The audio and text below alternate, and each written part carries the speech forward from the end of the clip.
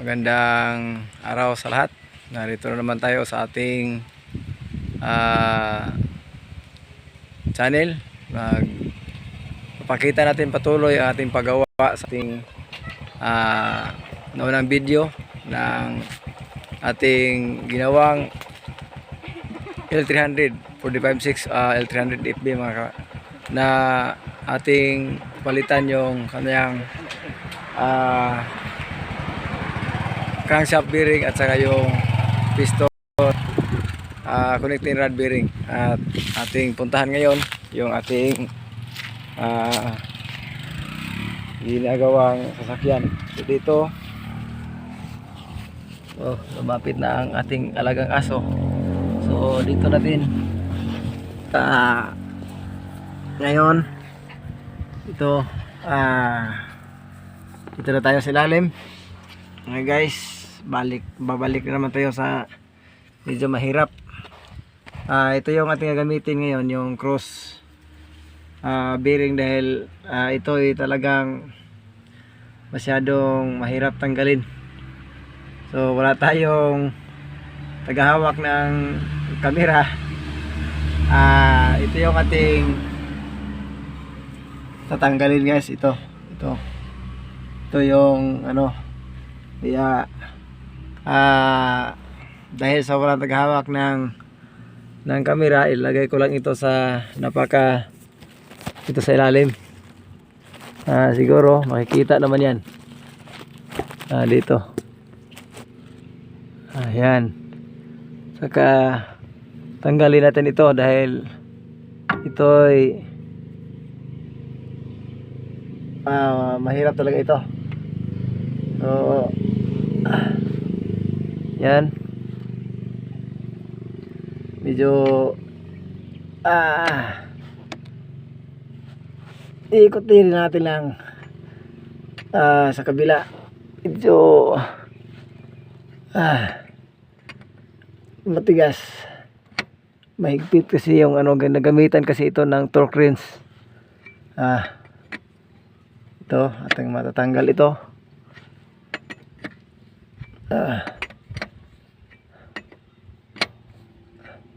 So pag medyo na, pwede gamitan natin ng kamay. So ito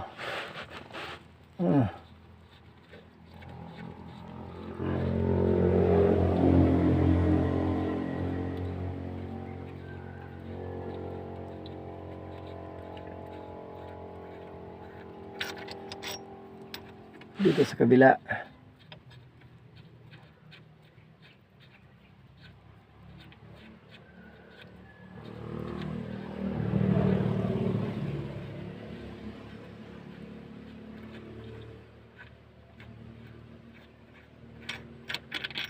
So ito yung mga bolt at tanggalin natin ito.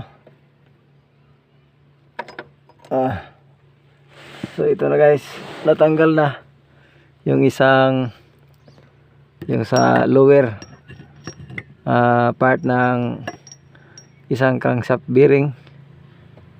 Punta muna tayo sa labas dahil ating titingnan ito.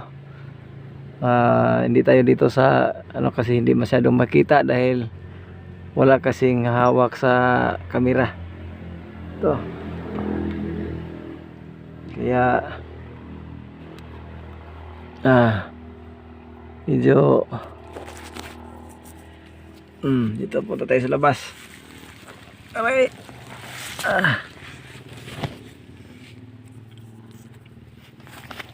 So mainit. Mainit.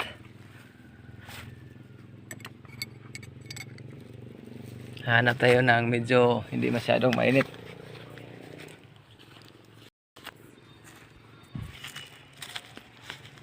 Dito. Itong banda. Yung maipakita ko ng maayos yung so ito ngayon ang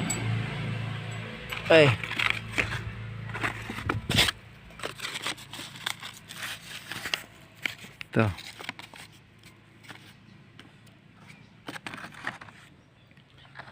So ito ngayon yung niya, yung bearing. Tapos ito yung nangyari sa sa ano siya, mayroon siyang mga tama na yung mga gas-gas, kaya medyo nagkaroon na ng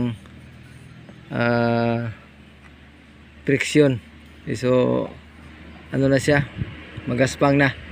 Kukuha lang tayo ng yung tila na pang ano ating punasan. Kukuha tayo ng tila dito sa sasakyan.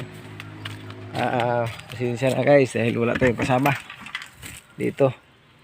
Sana yung ating ano pang ito lang siya so, para makita natin at lagyan natin ng langis itong bago natin ibalik ay lagyan natin ng langis. Medyo mainit ito kasi nasa labas tayo.